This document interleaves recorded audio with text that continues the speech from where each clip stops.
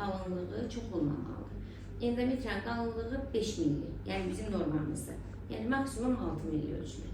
Bizdə 9.5, artıq biz 13 ildir ki, menopoz dövründəyik. Yəni bu dövrdə endometriya qalın olmamalıdır. Endometriya qalın olursa, bu bizi müəyyən qədər qorxuzur. Yəni endometrial, yəni atipik hüceyrələr ola bilər orada. Ona görə bir də sizə deyim, heç o uşaqlıq boynundan heç müayinə olunmuşsunuzmu? Uşaqlıq boynu, kolposkopik müayinə olsun. Yox, bir dəfə palip kəsdirmişim.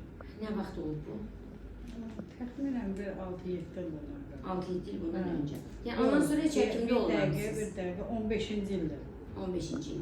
Yox, həkimdə olmuşam, nədir? Ümumi göndərirlər bizə komissiya.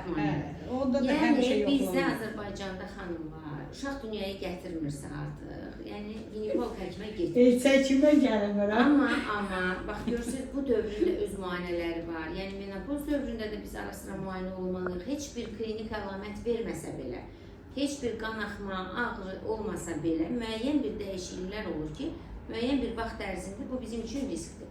İndi mən sizi bir müayinə edəcəm, baxacağım, endometrial qalınlaşmaya görə də mən bir sizə qandan da bir onkomarker yoxlayacağım, müayinə edəcəm.